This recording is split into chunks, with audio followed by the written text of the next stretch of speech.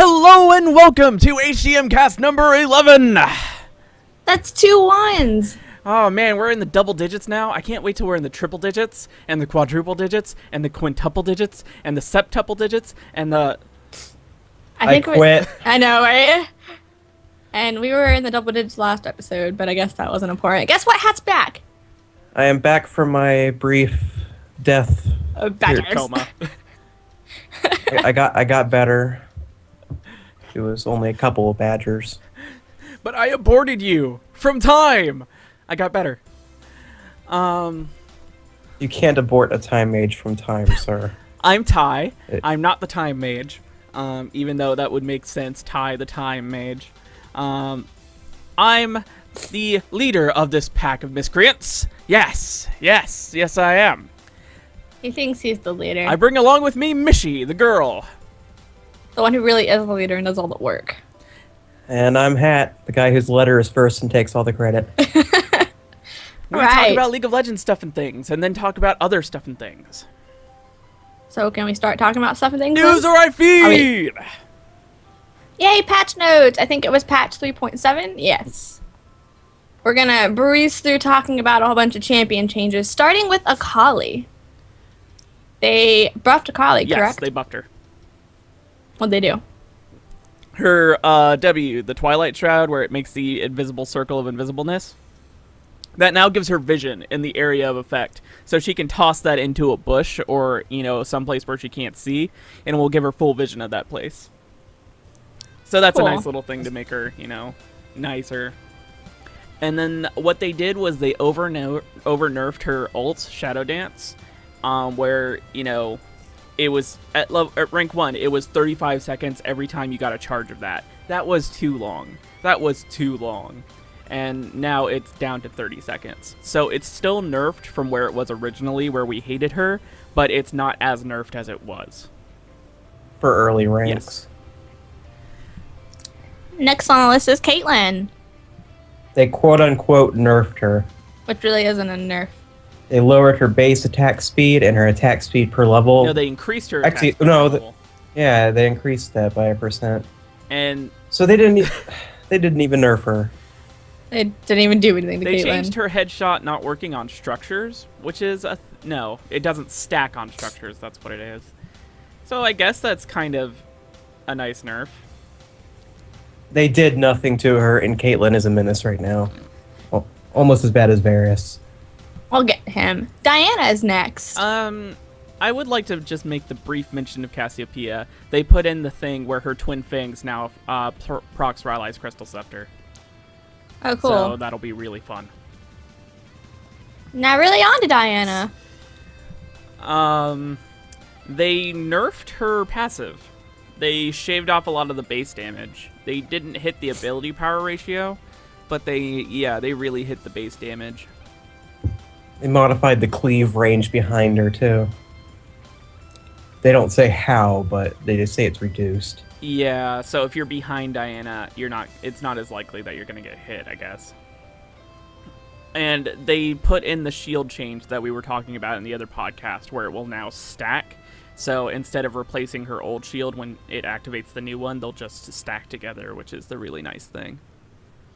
They also nerfed its base damage at max ranks, or higher ranks, which I don't think was in our discussions. Yeah, they nerfed the ability power ratio. No, wait, the ability power ratio increased the thing. Yeah, they nerfed the base damage, okay. So, did she get a nerf, or is this Yes, kind quite of... the nerf. Okay. The passive is definitely a nerf. The shield could be set to be a buff, depending on how well that shield stacking thing works. It's how much value you put into the shield stacking, as opposed to the damage. So, what did they do to Elise? Deserved. Some major buff, or major nerfs. Deserved. I never can get those two words differentiated in my head. They increased the ability power ratio on her Skittering Frenzy by 0.02, so... They doubled it, guys. Yeah. But the major thing is that she no longer gets free armor and magic resist from going into spider form, which was so necessary, especially since they did the same thing to Nidalee like 3 patches ago. That's gonna be insane. what the problem with Nidalee was that she could harass you down from far away and then jump in and kill you, and there was no way to fight her because in cougar form she was so strong. She got like so much free armor and magic resist on top of mauling your face off. There was no way you could beat her. And Elise is much the same. Elise is better the same because you can't dodge her skill shots that eat your health away. She would just poke you down to about half health and then jump on you in spider form and murder the shit out of you. And you couldn't even kill her in return because she got so much free defense. All right, so Misfortune changes. They changed her impure shots, which is her W, the one, specifically the passive part of it that does magic damage per auto attacks. They made it so it can stack up to 5 instead of 4, but they reduced the damage that each stack does by 2 at all ranks. So it'll stack higher, but deal less damage per stack. So really, what the problem they had with Misfortune was she could activate her W, auto attack, hit with her double up, and then auto attack again, and then she was done. She had just chopped off half of the enemy AD carry's health, and then she could just back off. And the enemy AD carry, if they weren't already, prepared for this and attacking her back, even if they did that, they would have lost the trade entirely. Because she just does so much burst. So now she'll be doing less damage, except if you keep letting her build up those stacks. Indeed. And it will... Which she'll actually be doing more. It will bait her more into prolonged fights, because now she doesn't feel like she has to, blast you and leave. That's it. Ooh, Nami buffs. Yeah, they made Nami a little bit user-friendly. The basic attack missile speed. I've never noticed a problem with their basic attacks, but okay. Oh, they buffed her passive? Is that what Surging Tides is?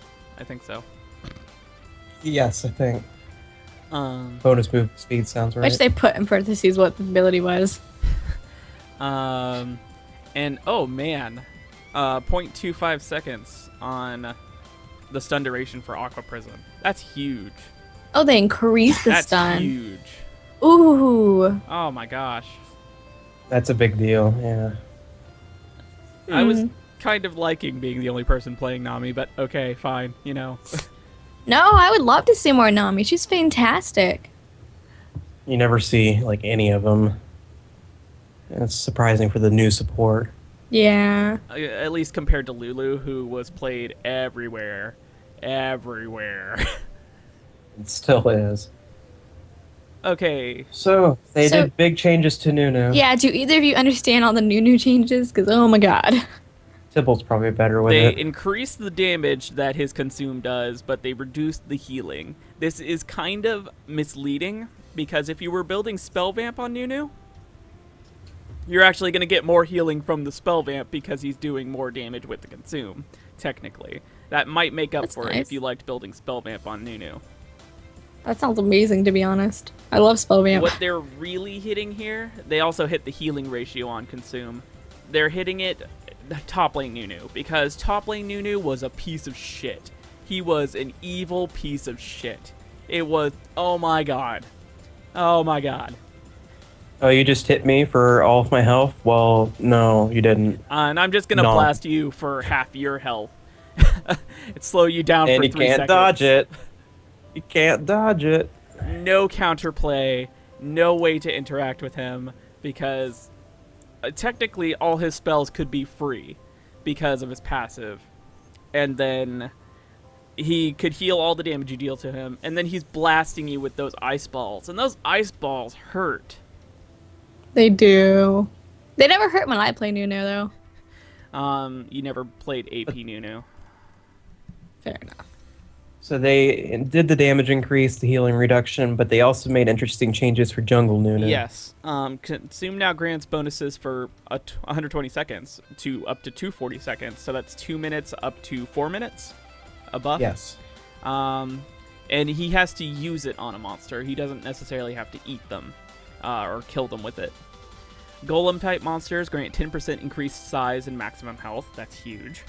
Lizard-type monsters grant Nunu's attacks and spells additional magic damage equal to 1% of Nunu's maximum health, so that's some synergy there. You eat the golem and then you eat the lizard, and all your spells are doing tons more damage.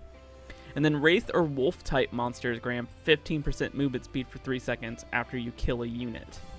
I'm not sure on this last one, but it sounds like it's a really cool trick you can do where if you're ganking somebody, you can nom a minion and then, just nom a random minion, and that gives you 15% movement speed to help you chase down the person you're ganking. It also speeds up his jungle. Indeed. That too. I never really had a problem with his jungle, though, so I'm curious. The problem was with his top lane, and that his jungle just wasn't interesting enough. It's like, oh, Hecarim jungle, yeah, I can go and kill everybody. Nunu jungle, it's, oh yeah, I'm Nunu, I'm just gonna have a good time. Now it's Nunu jungle, I'm gonna be awesome. It's a very good explanation. You're welcome. It's beautiful. Rumble. So moving on to Rumble. None of us are Rumble players, so I'm going to try and explain this the best I can. They really hit the damage on Flame Spitter. They hit the damage really hard. Flame Spitter is his Q where he goes with the flamethrower. Me and my brilliant Wow, are you explanations. a professional Flame Spitter noiser? Yes. Wow. A professional noiser. If you recall, some time ago, they nerfed Rumble's Flame Spitter before this. Back when they actually fixed it, because, Flame Spitter would only hit about 50% of the time. So it would hit so they buffed the damage to the point where if you were hitting 50% of the time, it would be equal to the damage that it's doing now. And then when they made it hit 100% of the time, it was Fiddle ults on his Q. This sounds like another Talon, not working until it got buffed, and now it's terrible, annoying. Yeah, that thing. But now they're nerfing it again. But the trade-off is that his danger zone, if you know how Rumble's passive works, every time he uses an ability, he gets heat charged up. And when he's at about 50% heat, he starts entering the danger zone, where pretty much all of his spells are 25% more effective. Deal 25% more damage, he gets 25% more shield, that kind of nonsense. They've increased the Flame Spitter is now increased to 50%. Yes. Yes. So, I think that you're going to be dealing more damage with Flame Spitter as long as you're in the danger zone. I think. They just want people to play more to Rumble's passive. Yeah. So you're going to be rewarded more for being in the danger zone. And then they nerfed his Electro Harpoon a little bit. Which was kind of a long time coming. Electro Harpoon's really strong. You just need to actually be able to hit it. I never see Rumbles. He's a weird character. Blame Feral Pony for that. Granted, Feral Pony also made Hecarim, and now you see where we are with Hecarim. So, Twisted Fate. Yeah, they did make some changes to You him, want to talk right? about this hat? Yeah. So, Yeah. this one I hadn't heard them of, doing, is they changed his blue card on his pick a card ability, his W. Instead of restoring mana equal to a weird number plus part of his attack damage, it now just restores flat mana. It's not affected by his AD. And so they basically doubled all of the mana numbers that it restores. I think this will even out to more mana early and less mana later. Yes, because you don't have the AD to work with. It's sort of a nerf, really, at later levels. Which, honestly, is Twisted Fate have trouble later on in the game. Not really. Once he has Rabadons and Lich Bane, he's hitting like a truck. So they changed his E as well. They completely removed the cooldown reduction it gives, and instead increased the bonus attack speed it gives by a lot more. So instead of having, I think it was 12% of both at max ranks? No, 15% max rank. It's now up to 30% attack speed instead of 15 of each. Which is fair enough, I guess. You didn't really need all that CDR built onto his kit. And then speaking of CDR, you're actually going to need it now because they increased the cooldown on his Destiny, his ultimate, like quite a bit at early ranks. It's going to be on par with like Karthus and Shin ults at those ranks. Yeah. Which is fair enough. Twisted. Yeah, he's all over the place on maps. His control is a bit crazy. And if they didn't remove the CDR, then this nerf, nobody would have cared, honestly. Yeah, but that's a pretty big change, though, so it's pretty interesting. This will reward him more for building Athenes than Holy Grail. Yeah, that's for sure, especially with the mana thing, if you're going crazy with your mana. Brief Udyr mention. If you remember me talking in that other episode about Udyr, what they did to his Tiger stance, they fixed it. People thought it was a nerf, but that was just a bug. It wasn't working as intended, but people thought it was intended, but it wasn't intended, and now they fixed that. So, on to Varus. You want me to talk about him, too? First off, I'd just like to say, holy 80 carry changes. Yeah, the 80 carries are weird right now, what I mean by that is, why aren't you playing Varus or Caitlyn?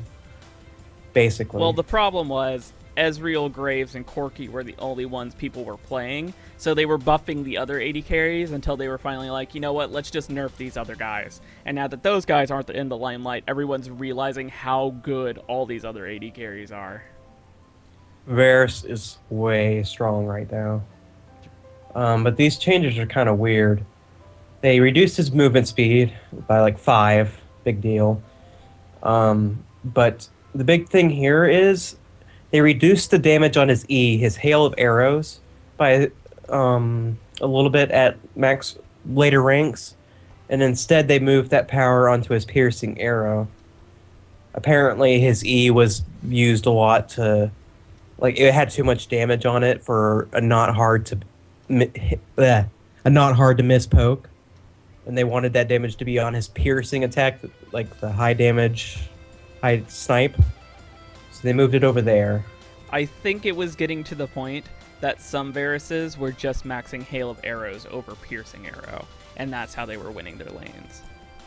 I find this weird because I always maxed Q, because it made sense. So I guess that's how they want it to be, too. Yeah, that's how it should be. But, Varuses were going for the Hail of Arrows just because it's technically a better skill all around if you're not good at landing the piercing arrow. Yeah. And they also fixed on his Q and his ultimate the hit detection on the missiles, I guess. I don't know what that specifically means, but anything to make his ult less derp. Yeah. Varus ult Varus is so hard to use. One of the coolest carries in the game, and his ult is just a buggy mess. Warwick, we talked about this in the other episode, I believe. They fixed the whole thing where he suppressed himself longer than he suppressed the opponent. But so now his opponent is suppressed longer and he's suppressed less. They actually buffed his ultimate quite a bit. And they also made this interesting change where when Warwick will always be where the target was facing when he ults them. So you can be you can definitely judge a lot better where the ult's actually going to place you, because it used to be random. Like, I can't tell you how many times I've accidentally put myself underneath a tower for, the 2 seconds of being suppressed, and yeah, I was completely on the other side of the opponent. It's weird, but they fixed it. It also adds counterplay because like the carry could turn around and face somewhere dangerous. And that puts Warwick, on the other side of the enemy team. So, Zac changes? Zac was quite a bit strong, honestly. I don't agree with that. You didn't play him right. Apparently not. I'm sorry, Mishi, but he was pretty damn strong. They reduced his base health regen by half, which I guess is fair because he gets lots of health regen from his passive anyway. His passive where the little bloblets fall off of him and he can pick them up to heal him. So I guess he didn't really need all that free health regen. They did kind of the same thing with Riven, where they nerfed Riven's shield, or they buffed Riven's shield and reduced her health regen because Riven could just shield off any damage, and then just her regular health regen would heal back all the damage that you managed to do to her between her shields. So she didn't really have to worry about anything. So this is definitely deserved on Zach's part because he already has a different way of restoring his health. And then they nerfed his ult quite a bit. They hit the damage, they hit the ability power ratio on subsequent hits, and then they reduced the tenacity that he gets for free while using his ult. So... Actually, it says that they fixed a bug where it was applying too little AP. Was applying... Oh. So, yeah. I think it's actually doing... It's 0.25 AP on every other bounce, but the first bounce is supposed to be the 0.4. So, yeah, I guess that sort of makes it a little bit better then. Yeah. This could have been like one of the Rumble Flamespitter Talon E bugs where it was over buffed because they didn't realize there was a technical problem going on with it. And I guess this will just make Zach a little bit harder to play because, you know, Zach's really good right now. I'm sorry, Mishy, but he's so good right now. I mean, that's probably fine. I just think I'm kind of mad about him to begin with. Does that make sense? Yeah. He doesn't do... I'm just not a tank character. Not a tank. I think if you were better at the vaults, you would like him more. Because then Dude, you I could be cannot figure out the vaulting vaults. across the map all day, That every Zach day. in the game last night, oh my god, I can't figure out the vaults. Okay, so on to Zed. They made a lot of changes to Zed again. On his Q, his Razor Shuriken, they reduced the damage it deals to secondary targets by quite a bit. A little bit at all ranks, and they reduced the ratio of AD on it. So yeah, if you're poking through minions and stuff, you aren't going to be doing much damage. That as well hits his farm really hard. His Living Shadow, they reduced the vision radius of the shadow. It's interesting. They did kind of the same thing for Jarvan in his standard, where they reduced how much it could see just by placing it somewhere. That makes sense, I guess. And they increased the cooldown on his Shadow Slash by a second. That's his E, his spinny attack. Indeed. So more Zed changes. Apparently they're trying to really get him fixed at the moment. Because Zed is one of those characters where he's either kind of useless, and then you get good with him, and he's whoa, oh my god, so good. Yeah. Yeah. So now that players are actually getting good with Zed, it's kind of like the Orianna thing, where you just needed players to get good at the character, and then that character stomped everybody. I love Orianna.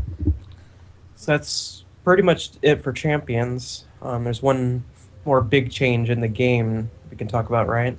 Yeah, they added in the customizable item sets. Is that what you're talking about? Yes. I'm so excited. I've been wanting this ever since I started LoL because I'm really bad at the game and I'm really bad about like knowing. I don't understand most of the items yet, and this is amazing. It's also kind of nice that you don't have to go into a game or a custom game to look through the item shop. That too. You can look at it on your... It's where the achievement tab used to be. We talked about this like a long time ago. If you go onto your profile and under where the achievement was, there's this now. I think it just says customizable items. You can look through the shop, read through the items, make your own thing so you can check in-game and you don't have to search through the thing in-game, and it just makes your buying experience a little bit quicker.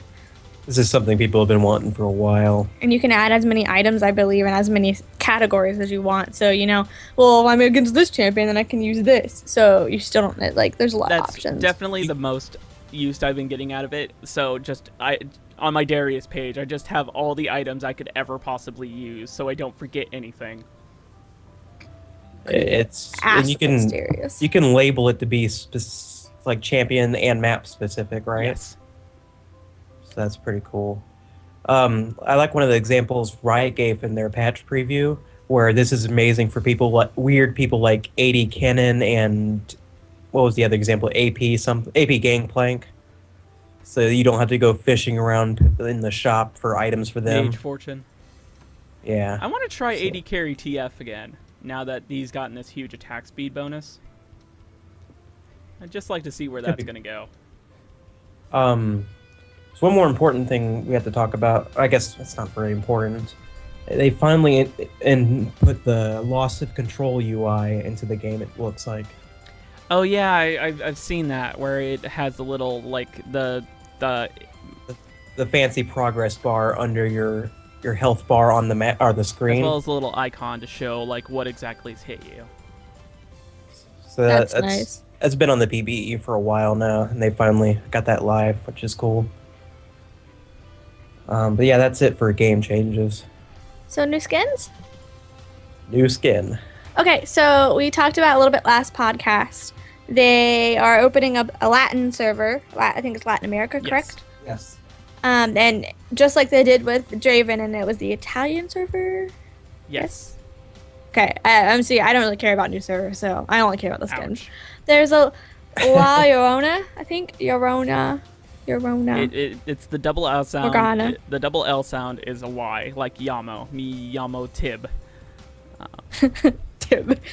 And so yeah, it's for Morgana, and I'm super excited. We talked about this last time, but the one thing that I just want to say, as I made the comment in the last podcast that I thought it was unfinished because it wasn't up at Riot standard. Well, now they released the final version, and oh my god, it's gorgeous. And It's so pretty. I'll do a side-by-side comparison so you can see what I mean, because there were specific things I'm like, those chains don't look up to standard, and this doesn't look right, and I'm kind of proud of myself for noticing that. We haven't seen in-game yet, have we? Surrender at 20 had a couple of models up, but I didn't include it in the podcast last time because I didn't want to be jacking their stiff. But I'm sure it'll be on the PB soon. Just excited for it because it's a really nice skin. Rerolls and ARAM queue now prefer champions not being played by a member of the other team. Prefer. The That's random nice. champion option is no longer available in ranked game champion select. Huh. I guess there are some other important things in there. That's about it. So there was something exciting that you wanted to talk about for your section. Should I start with the pick order thing? Please. Okay, so if you've ever played League of Legends, if you're watching this, you probably played at least a few games of it, you know. Since you picked it up, your friends were playing it, you know. I guess it's an alright game. You'll notice... Mid-or feed, noob. Yeah, you'll notice that shit, where people are like, oh, I want to be this role, and I want to be this role, and I called it first, so it's mine.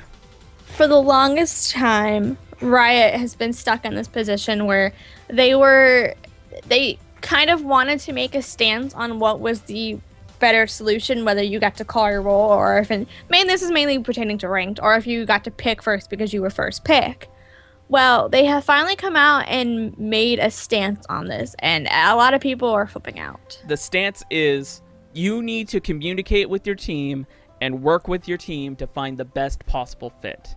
That is Riot's stance. Riot says this and this only. You must work with your team. Now, the problem with this is a lot of people were skipping that part. They released a whole announcement on it, and it was quite lengthy. And the one thing that everyone saw was that pick order won. That the higher up you were, the more likely you were to get your role. Okay, everyone flipped out. There's 3 sections to this. When you get into a game, first you ask everybody what they want, and what they would like to play. If there's, 2 people who want the same role, you see if you can try to work something out. If everyone refuses to work with each other, or somebody refuses to work to each other, you dodge. It's first pick then. Whoever picks first gets to choose that role that they want. And no, to be honest, it's whoever's higher up in the pick order. Yes. Whoever is higher in the pick order. And then if that doesn't work, then I guess you go with the roll call, and then if that doesn't work, then you dodge. And to be honest, you should be really communicating a lot to begin with. If you get into a game and you go mid or I feed, and you refuse to play anything else, you're just setting yourself and your team up for failure. What I try to do for ranked games is go in and say, I like mid and jungle the best, that's where I'm the best. Is there any way that I can get those positions? If not, I'll do top. Because top's like one of the things that I can do, but not as well. And I let them know that, I can do bot, but I'm not as comfortable with it. And, you just try to work with people about it, The main takeaway from this is that Riot is not endorsing pick order as the first solution. They are enforcing it as the second solution. First, you talk with and work with your team. If that fails, then it's pick order. Do you know something that I would like? I would like for a way to have a discussion with the team, because in my opinion, you get into the game and you're so concerned with who's banning what, you're so concerned with everyone calling positions, you're so concerned with that timer that's ticking down that you think you have so much time to talk to your team, but you really don't. I think they should, you should get in and have 30 seconds to talk to your team about what you want. Then you have the time to ban. Then you have the time to pick. That way there's just a little bit more wiggle room, so you have more time to communicate, because there is really short amount of time to communicate. You know what would be a neat idea? What? When you go into queue, instead of immediately being thrown into a game, you get put into a pre-made lobby, like how you would start one yourself. Yeah. And then at your own leisure, you can start a game. That would be nice too. Riot has pretty much stated that the worst part of the game right now is champion select, and they're looking into ways of fixing it. This is the band-aid fix until they can come out with a more permanent solution. Riot made it explicitly clear that they're not going to enforce this, though. And like Tybalt said, it's a second option, and you should not be like, oh, well, Riot said. No. It is a team Above game. all, cooperate with your team and communicate. And I mean, say you're good at all 5 roles and you really want to play mid, but there's 2 other people already playing mid, don't say you want a mid. Just go do something else. Everyone has those positions they're strong at. Yes, it's best to go into ranked being comfortable with everything, but everyone's going to have those things that they're better with. And if everyone works together, oh my god, that's an insta-win right there. And you really shouldn't be going into ranked if you have a lane you're not good at. Well, at least know. I wouldn't say good at, but you have to at least know the roles. I can play every role, but I am so much more comfortable in top and support, it's not even funny. See, I can't do bot lane very well. I think if this was 2 or 3 months ago, I'd be fine in bot lane, but the problem with it is there is no time to farm anymore. It is aggressive, aggressive, aggressive, kill your lane opponent to get ahead. There's no time to farm. And I'm not really that good at being aggressive, so... Yeah, AD carry is way too stressful for me. I prefer to sit in mid, where when they make a dumb mistake, I can bind them with Morgana, and yeah. Right now, bot lane is get whatever farm you can in between killing your opponent or not being killed by your opponent, and then go mid and push. Yeah. All right, do you have something else for us, Tybalt? Oh, yeah. Oh, my God, yeah. At time of speaking... it was last night that Iron Stylus just responded to the longest thread. Just so many red posts. I think it was about 40 or so. Mix of Iron Stylus, Davin, and this new guy. Neurocat, I think his name was, which is a really awesome name. And oh my god, so much stuff. Okay. What the thread was originally about was... people are shouting doomsday, thinking that the boobs are going to be gone forever. And upcoming champions and skins. Yeah, they released Quinn, who if the first time you see Quinn, you're probably going to be confused if it's a guy or a girl, because every bit of her is covered except for her face, and it's really loose-fitting clothing and all that stuff. And then they took Sejuani, and they covered up everything.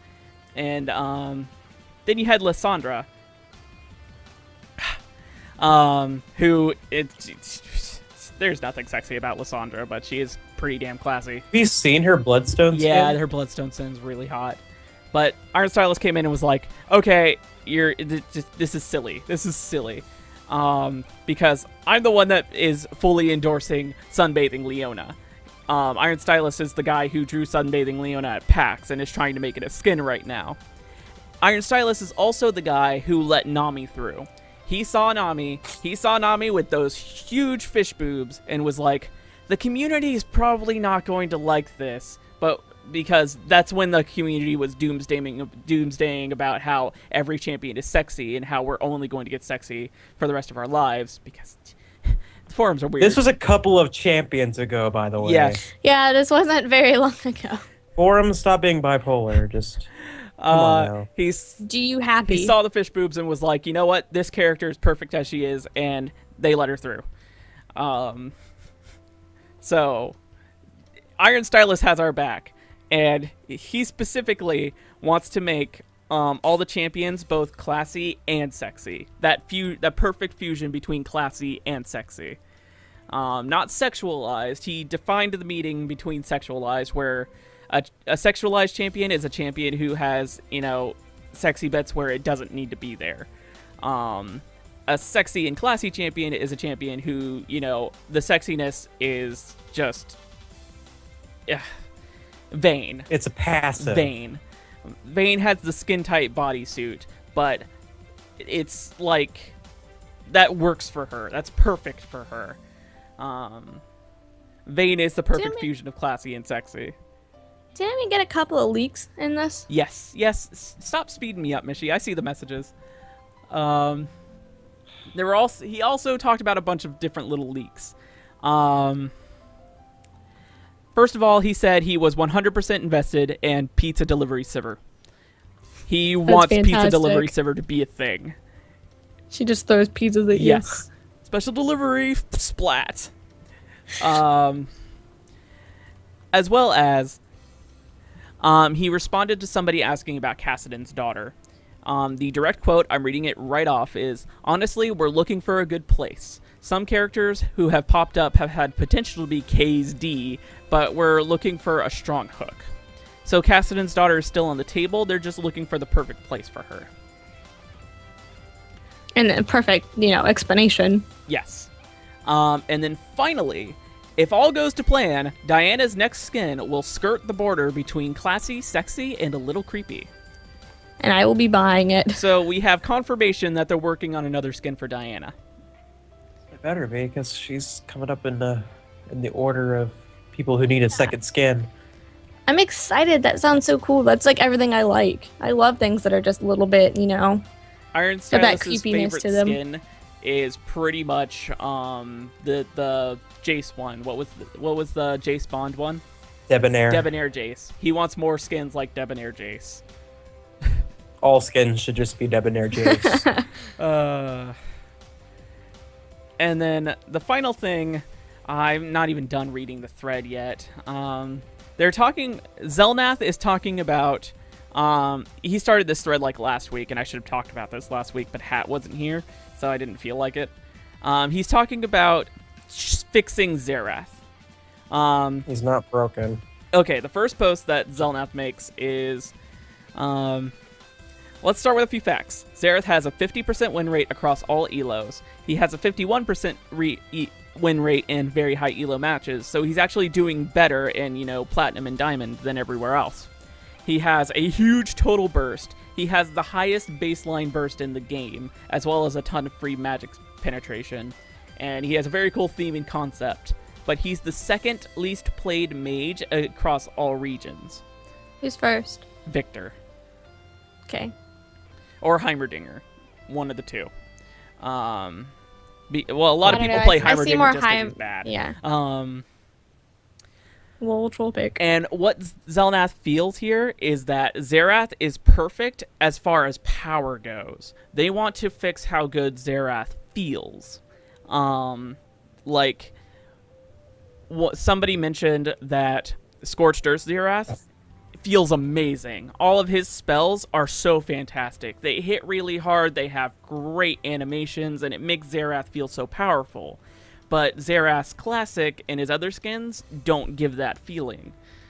So Zelnath wants to, work on incorporating that kind of, Xerath feels really powerful feeling into some of his other stuff.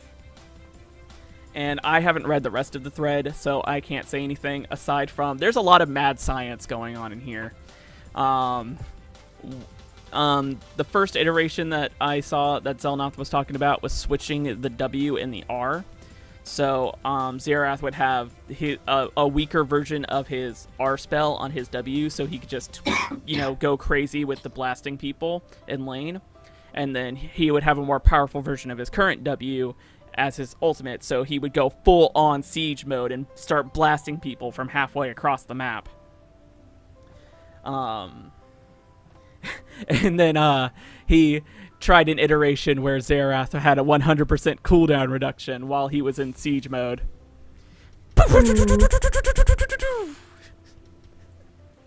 I just want to say, as someone who likes Xerath, I don't feel he needs any changes, and I just hope Zelnath knows what he's doing. He knows what he's doing because he knows Xerath is extremely strong and doesn't need any power increases. What he needs is some, feeling increases, the feels. Because you know how you know this for a fact. When you play Xerath and then you play Scorched Earth Xerath, there's a huge difference there. You know that for a fact, Hat. If the difference is there, then they shouldn't be messing with his kit. They should be messing with his animations and stuff. But fair enough. Yeah, that's fair enough. But I like watching scientists do mad science, so... I don't get this. If Scorched Earth is more powerful, then it's thematic, not mechanical. It's silly. They shouldn't change him just because he doesn't feel powerful and is classic. Yeah, they should. I'm gonna disagree with you there. I don't agree. All right, so Tybalt's forward looking is over. If you like trains and you like rails, then you're not gonna like this segment. Derailed. Take it away, Hat. All right. I'm going to start with the positives, I guess. Yeah, please do. For a certain handheld system whose primary gimmick is the third dimension, Ace Attorney 5 has been announced and confirmed for the Western release. It's now labeled Ace Attorney, what was it called? Phoenix Wright Ace Attorney Dual Destinies, I believe. That sounds right. And there is actually a demo of it out now on their website. You heard me correct there. They have like a flash version of it up on their website. It's only in Japanese at the moment, if ever going to be in English, but that's there. And they also have a couple trailers out and stuff, which I highly recommend looking at, because the biggest difference I noticed in this game is, oh my gosh, it's pretty.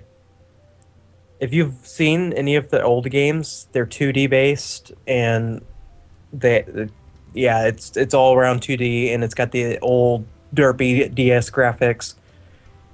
And now it's sort of everything's got like the characters have all 3D models. The backgrounds are sort of 3D modeled. It looks really nice, and it's Ace Attorney. I'm so excited for this. I loved all the games. And for those who know the games, you're going to be wondering, why is Phoenix back in the courtroom? What's happening? Oh my gosh, this is so cool. We finally get to see all the characters we liked again. I'm thrilled for it. The interesting thing is, though we are getting a Western release of this for sure, it's not going to be physical.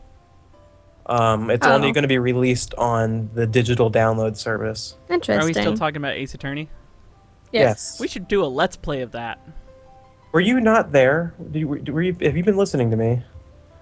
I have. He's not excited about Ace Attorney. I was kind of excited. You need to play it. If you like stories and stuff, they're brilliant games. You need to play them. As for a Let's Play, you can't Let's Play Phoenix Wright. You can narrate it, but Chibble would be good at that. I don't think Let's Plays of Phoenix Wright really work. Chibble loves doing the voices. But I don't know. That means I would want to go through all the games again if we did that, and oh my god. Everyone would be bigger. That'd be a lot of text. But yeah, Ace Attorney 5. I'm sorry, I just found this screenshot that Zelnath posted where he gave Xerath infinite range with his spells while he's in his locust form. Orbital beam, cannon Zerath. It's stupidly broken. I feel so ignored. Yeah, Tibble. Sorry. Like, maybe this will get your attention. So, moving on, the reason I was so vague about what console... I have no idea This what attorney's console you coming were out on. talking about. Yes, I was being incredibly vague. I'm very, very upset with you, Nintendo. You've been a very bad boy. What on earth are you doing? All I have ever wanted to do is love you. I just want to buy your Pokemon games. I just want Pokemon. I just want your main We titles. can't want put Animal Pokemon Crossing. on our channel. Oh, man. We can't do Animal Crossing. And you know why? Because you suck, Nintendo.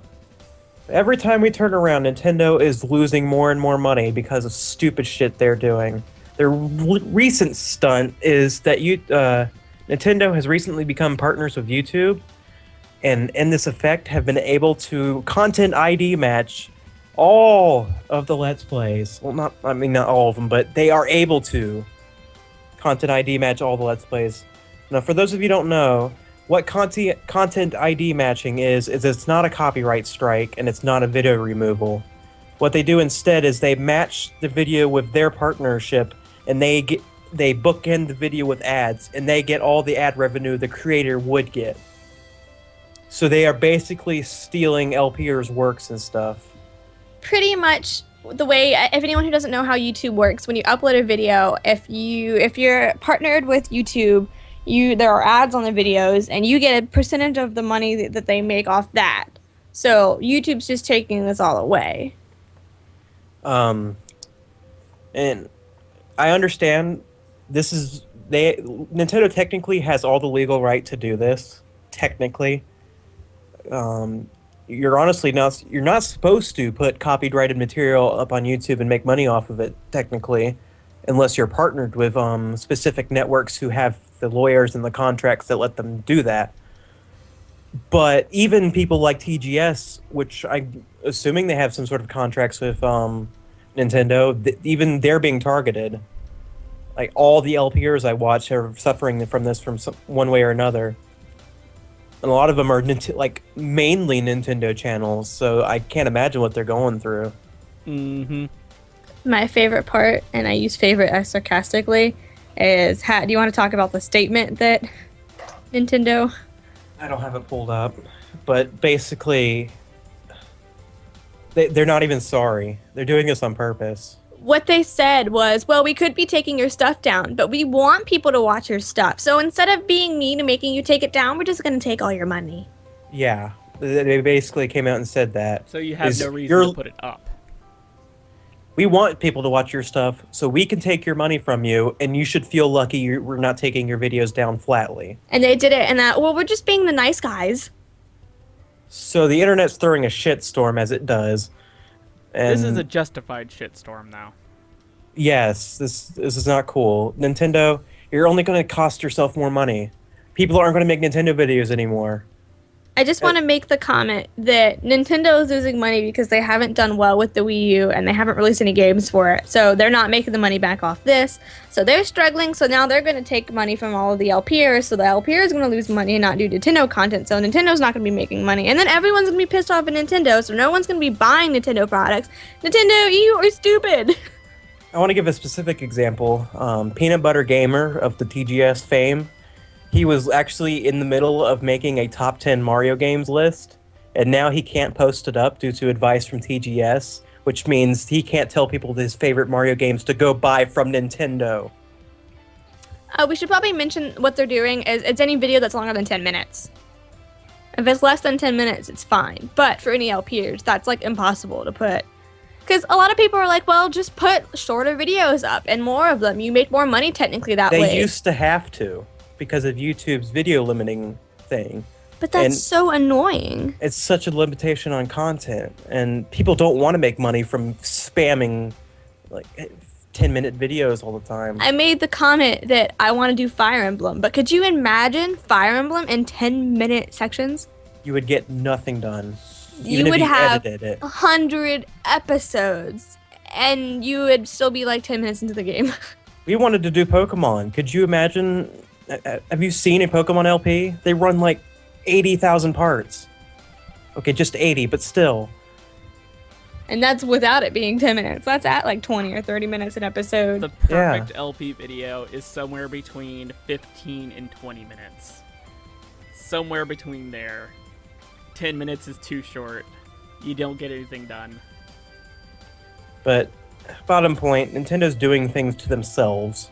They need to stop and focus on actually making shit for their stupid console. I'm kind of excited because I just want to see how they're going to dig themselves out of this hole. I want to see what creative thing they're going to come up with to do this because... The other end of this is that they're going to make an example for the other big devs or publishers. So if people see this work, if this works, then people like EA and whatnot are going to turn around like, oh, we want that too. Yeah, there's two possible things that could happen with this. Even Notch was tempted. Mojang was contacted by YouTube where they could take a share of the Minecraft money, and they were tempted. They didn't know the media backlash. I think they specifically said they would have backtracked if they saw what was going on about this. But yeah, could you imagine if Minecraft suddenly took like even part of your ad revenue from YouTube? There's a lot of Minecraft on YouTube, guys.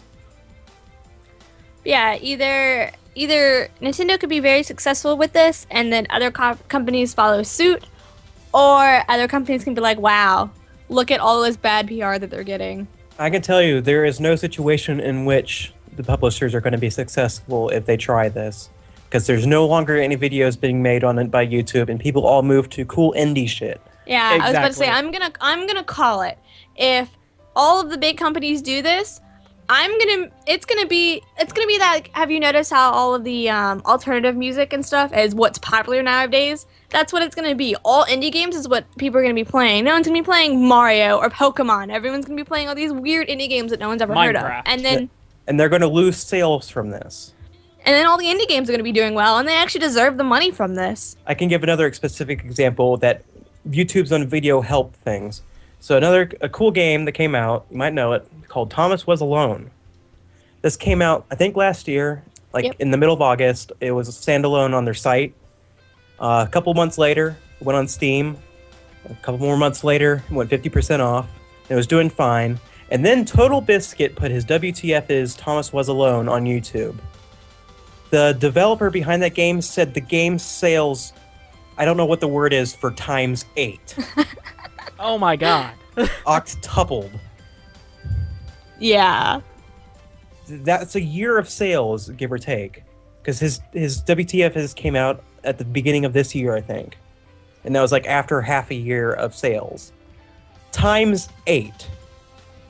So just keep that in mind, all you big companies who want to do these things. You're really just hurting yourself. Because if you come out with a new game and no one's LPing it and no one can look at it first.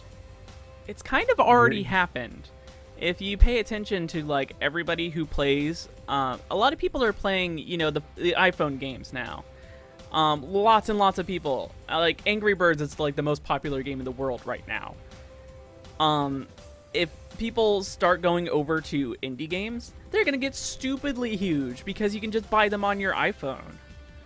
Yeah, and they're cheaper. $60 for some PS3 game that you're gonna beat in 2 days, or what? $3 for this game that you can spend. $3 is expensive, mind you. Yeah, that is very expensive. And we're getting games like Paper Please and Thomas Was Alone and all these cool indie stuff that are dirt cheap. I'm really intrigued by Thomas Was Alone. I really Go want to play it. it. I'm thinking of playing it. Just take an afternoon off and play that game. I wanted her to do it for the channel.